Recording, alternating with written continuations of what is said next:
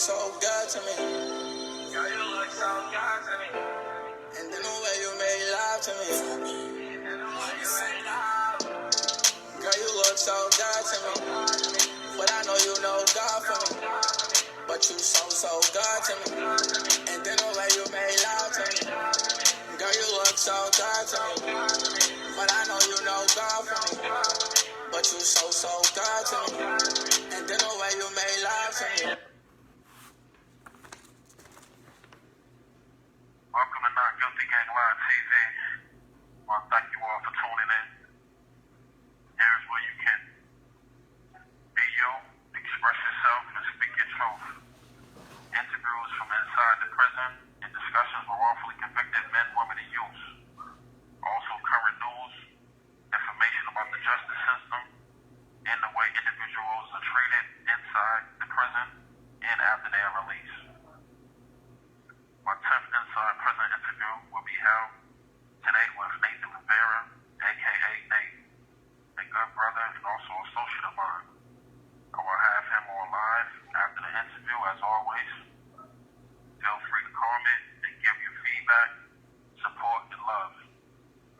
With that said, I will get started with my interview along with my host of honor, and I will ask the questions and she will read the answers that Nate has written down in his own words. So let's begin.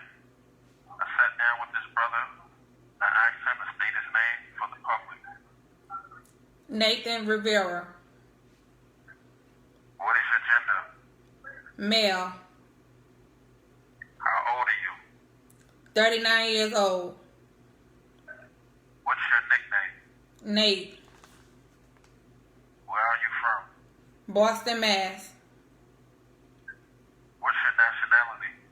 Puerto Rican/American. What city/state did your charge occur? Boston, Massachusetts. What prison are you located? MCI Norfolk. What was your life like on the streets? My life on the streets was aggressively ambitious. How was the system treating you? The system treats me no better or worse. That's what I make out of it. What are your charges? First-degree homicide. Do you think you were wrongfully convicted? Yes, why or why not? Give me 1 second.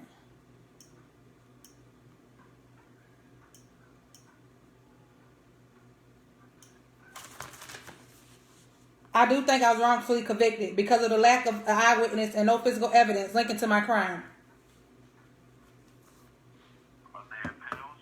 Are you fighting them or denied? My direct appeal were denied. Nothing further as of yet. What is your lawyer saying? What type of lawyer do you have? Court appointed or retained? I currently have no lawyer. Has the lawyer been working for or against you? I believe the lawyer was equal equipped and out of his league. Have you had any problems in prison? No more than what's common in prison. How many prisons have you been in? Why were you getting transferred? I've been to 4 prisons for different reasons. Some good, some not so. Have you ever caught a ticket, D-report? If so, for what and why? What was the outcome? I have received only a few tickets in 19 years. One was for a fight, 2 for disobeying a direct order, and another for a tattoo gun.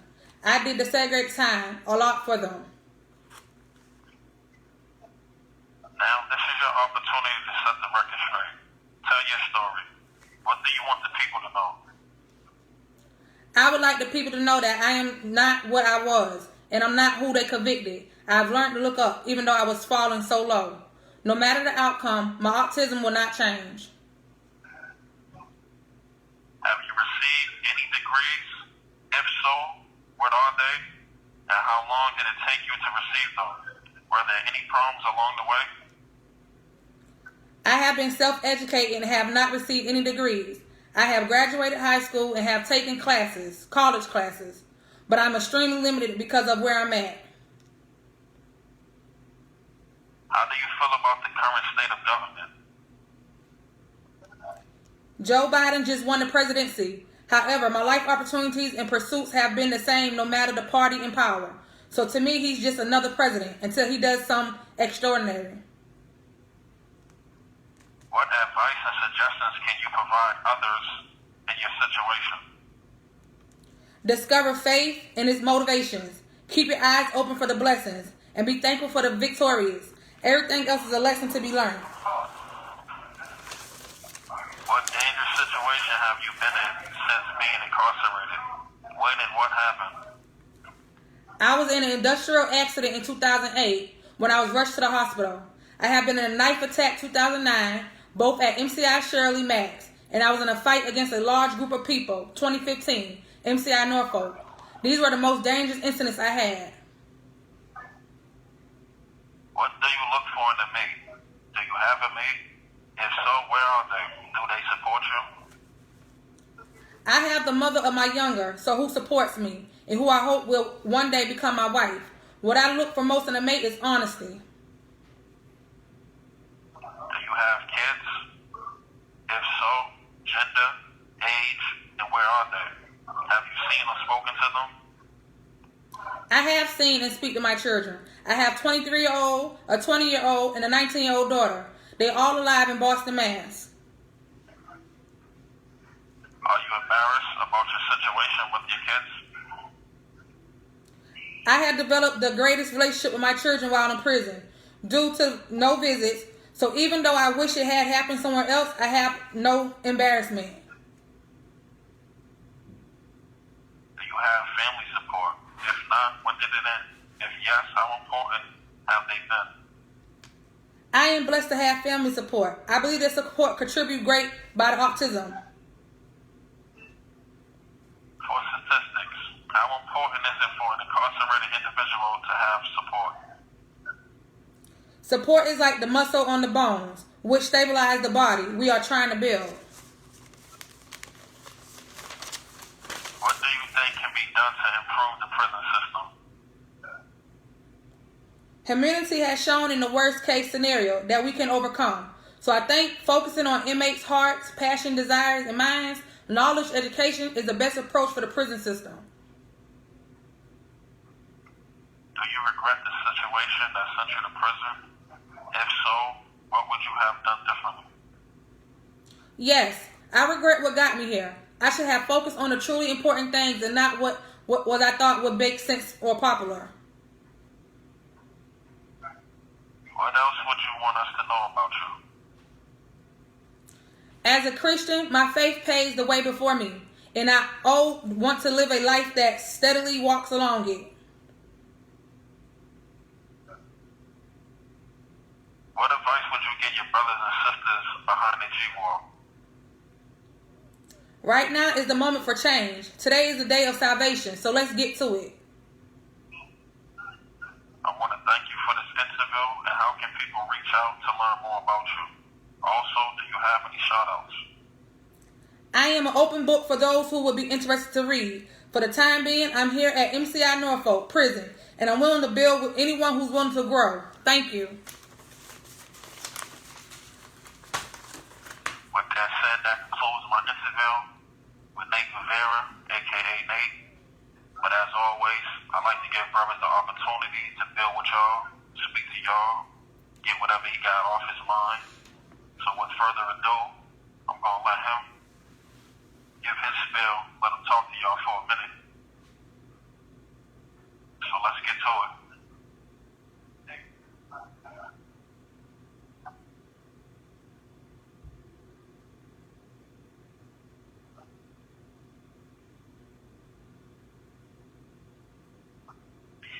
Hello. Hey, how you doing? Hey, how you doing?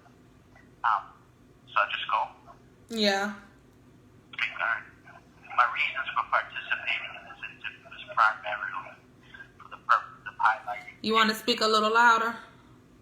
Alright. A rehabilitation process many people and organizations attempt to provide platforms for the innocent who are incarcerated, but I would like to bring attention to the transformative process of those who have changed, whether guilty or innocent.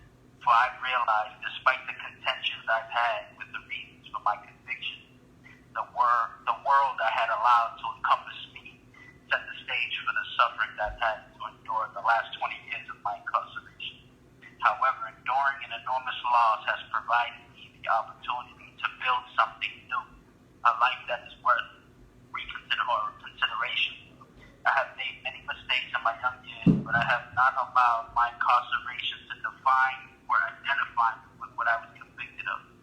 Remember, I'm highlighting change despite guilt or innocence, for I would like to be noticed for what is new and transformative, that I may be able to support anyone who has suffered loss. I'm finding meaning and purpose in the most restrictive conditions. And what I would like those I communicate is to receive that even in prison there is life and a form of freedom that is foundational. It's a kind of life that others may desire to embrace.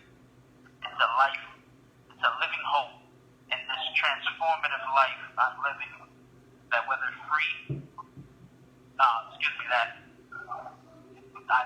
whether I'm free, that others will want, or whether there are those who want to help free me.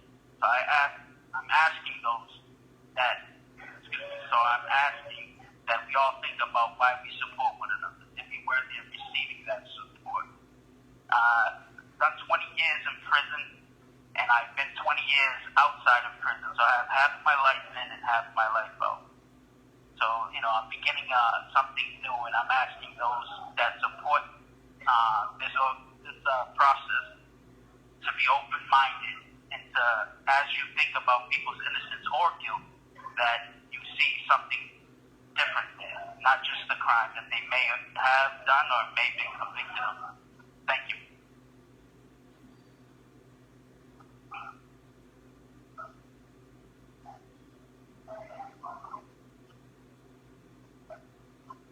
Okay, man, I appreciate you all for listening and tuning in.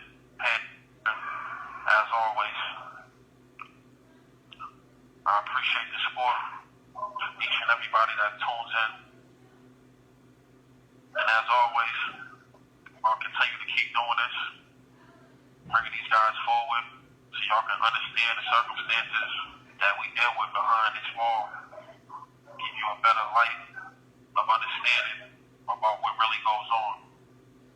So stay tuned. I'll be doing another interview later this afternoon. Y'all stay blessed. Thanks for the support.